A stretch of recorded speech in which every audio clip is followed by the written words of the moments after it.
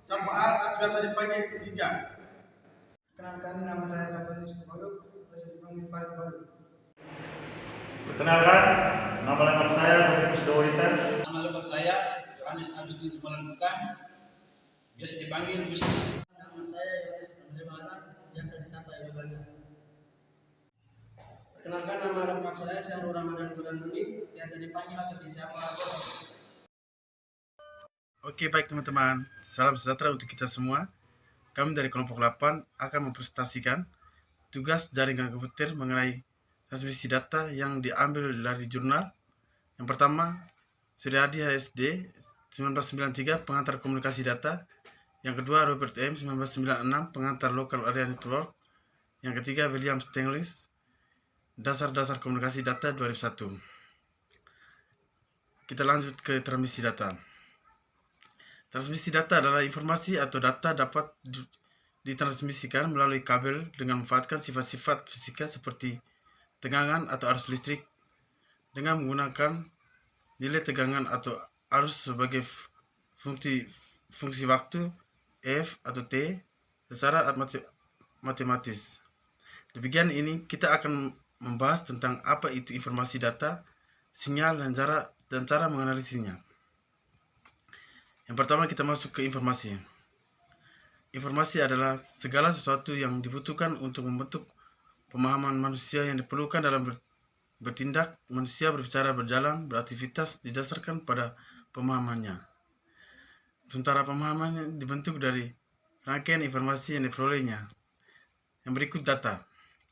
Data adalah bentuk mentah dari informasi. Tidak semua data bisa menjadi informasi, tetapi semua informasi pasti membutuhkan data. Dalam sistem digital, data dibentuk urutan bit 0 dan 1 karena manusia hanya dapat memahami data dalam bentuk angka, huruf, suara, dan gambar. Maka dibuatlah konversi dari data yang difahami manusia ke data yang difahami komputer atau di perangkat digital lainnya. Yang berikut sinyal. Sinyal adalah besaran dalam fungsi waktu F atau T.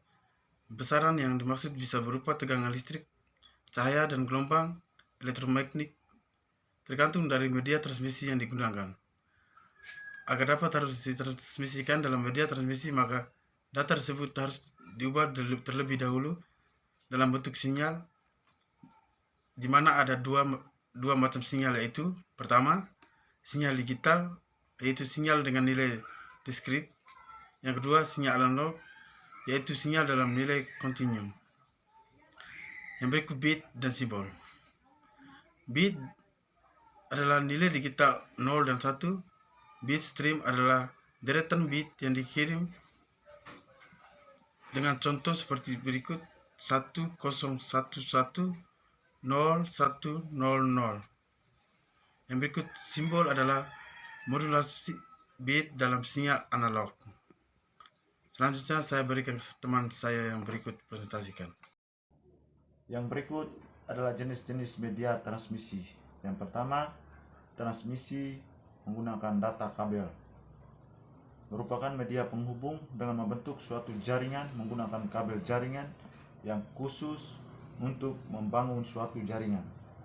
Media kabel terbagi atas dua jenis, yaitu kabel terbuat dari tembaga dan kabel terbuat dari serat optik. Kita lihat yang pertama tentang contoh kabel terbuat dari tembaga. Kita lihat pada gambar contoh kabel UTP. Kelebihan dari kabel tembaga tersebut, yang pertama, harganya murah, mudah dalam instalasi, tidak berpengaruh noise. Adapun kekurangannya dari kabel tersebut, penggunanya mudah dibajak. Jarak kabel maksimal hanya 100 meter dan kecepatan terbatas sampai 1 GPS. Yang berikut adalah kabel serat optik. Kebanyakan kabel dengan jenis seperti ini kita hanya bisa lihat di perusahaan-perusahaan yang besar yang memerlukan akses dengan kecepatan tinggi dan menggunakan kabel jenis ini. Contohnya di bank-bank Telkomsel,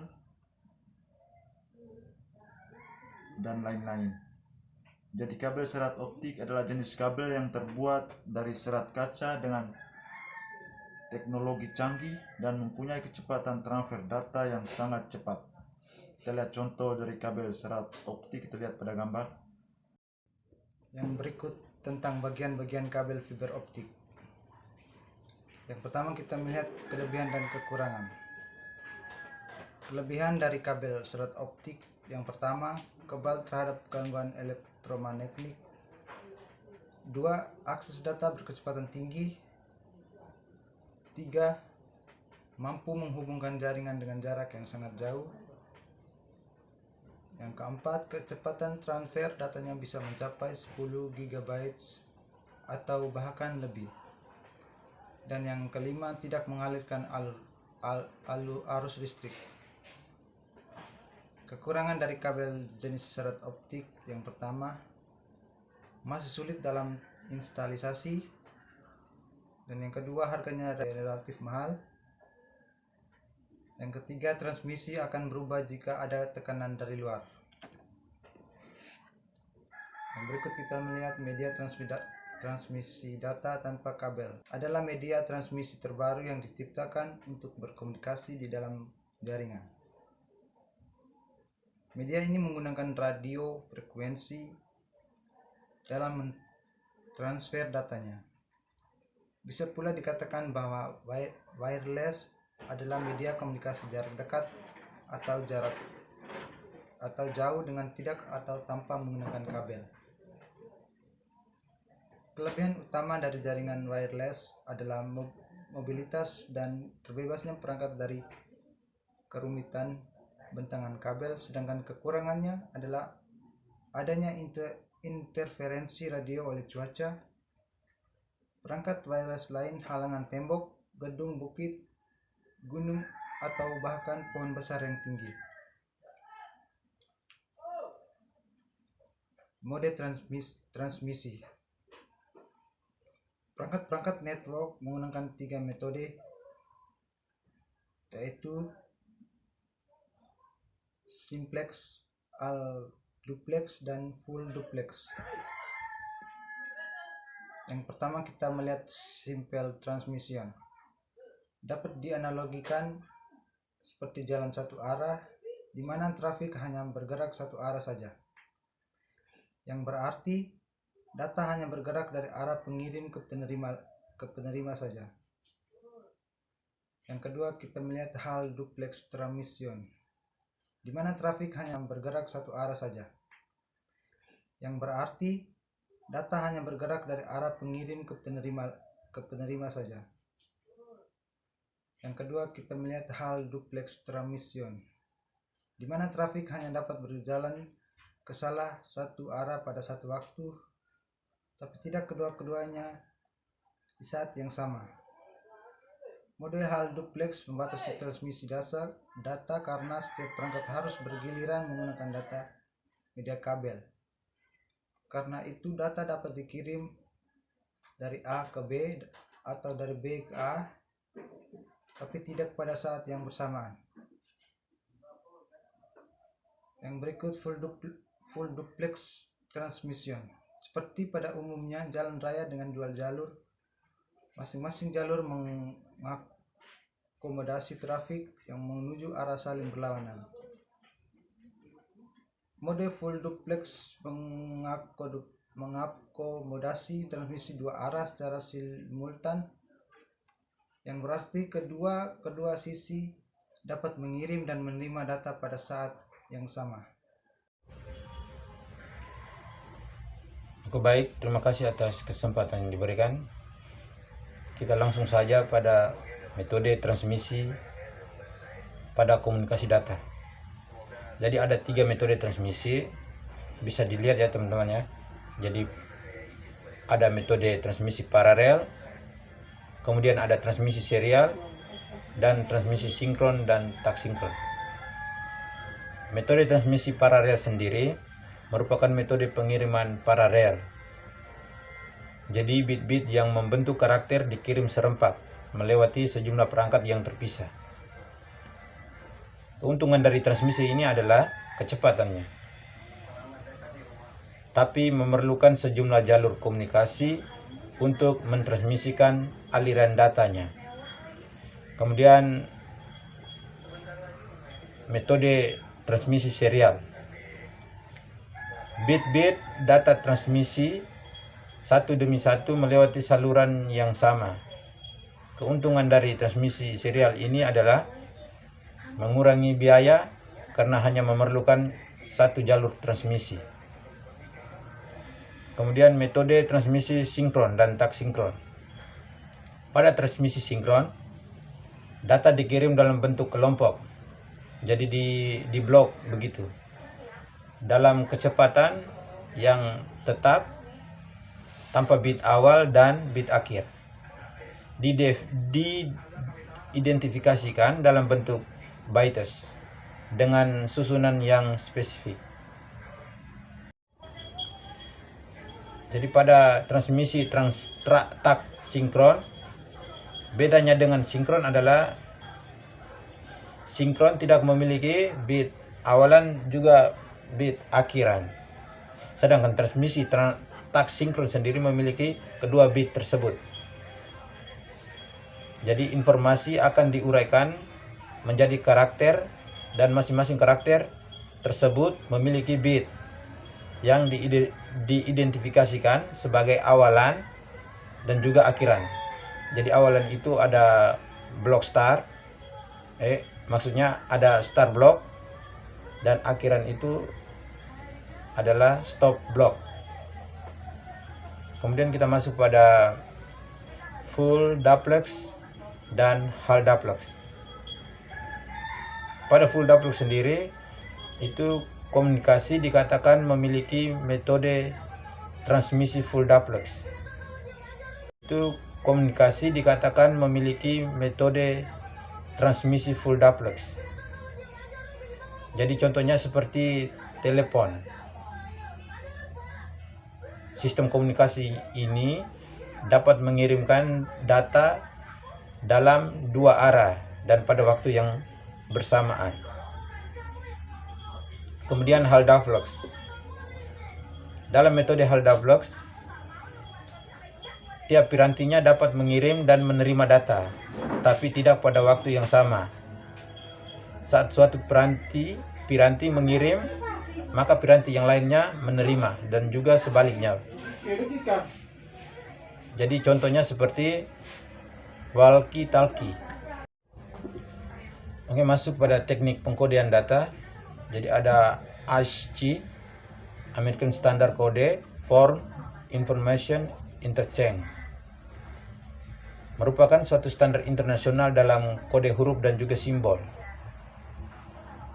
yang memiliki sifat yang lebih universal atau lebih umum gitu. ASCII sendiri memiliki komposisi bilangan biner sebanyak 8 bit. Dimulai dari angka 0 sampai 8 hingga angka 1 sampai 8. Kode ini menggunakan 7 bit yang untuk bit untuk operasinya. Sedangkan bit yang ke-8 dapat ditambah untuk posisi pengecekan bit secara even atau odd parity. Sandy Baudot code itu terdiri dari 5 bit, kemudian terdapat 32 macam simbol. Yang berikut data analog, sinyal analog. Modulasi didefinisikan sebagai proses menggabungkan suatu sinyal input dengan sinyal pembawa frekuensi agar menghasilkan sebuah sinyal yang baru. Dua alasan dasar dari proses modulasi. Yang pertama, diperlukan frekuensi yang tinggi untuk transmisi yang efektif. Untuk transmisi unmuted atau tidak dituntun, hal tersebut tidak mungkin untuk mentransmisi sinyal-sinyal baseband. Yang kedua, antena-antena yang diperlukan akan menjadi beberapa kilometer diameternya. Modulasi mendukung frekuensi division multiplexing. Yang berikut kombinasi hubungan data dan sinyal. Data digital, sinyal digital. Data digital adalah data yang memiliki deretan data yang memiliki ciri-ciri tersendiri. Sedangkan sinyal digital merupakan deretan pulsa voltage terputus-putus yang berlainan dan masing-masing memiliki ciri tersendiri. Data digital, sinyal analog antara lain yang pertama, active keying atau biasa disingkat ASK merupakan modulasi yang menyatakan sinyal digital 1 sebagai suatu nilai tegangan tertentu. Yang kedua, frekuensi shift keying atau disingkat FSK. Sinyal digital 1 sebagai suatu nilai dengan tegangan frekuensi tertentu. Sinyal digital 0 dinyatakan sebagai suatu nilai tegangan dengan frekuensi tertentu yang berbeda. Yang ketiga, phase shift keying atau biasa disingkat PSK.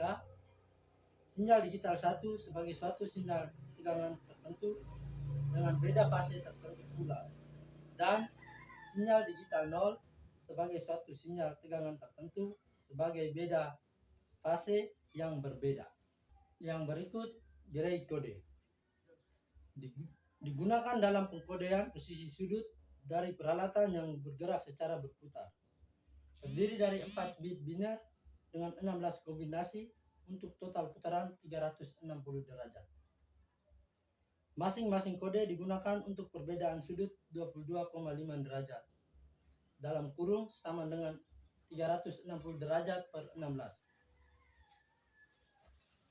Hamming kode dikenalkan oleh Richard Hamming pada tahun 1950 sebagai kode tunggal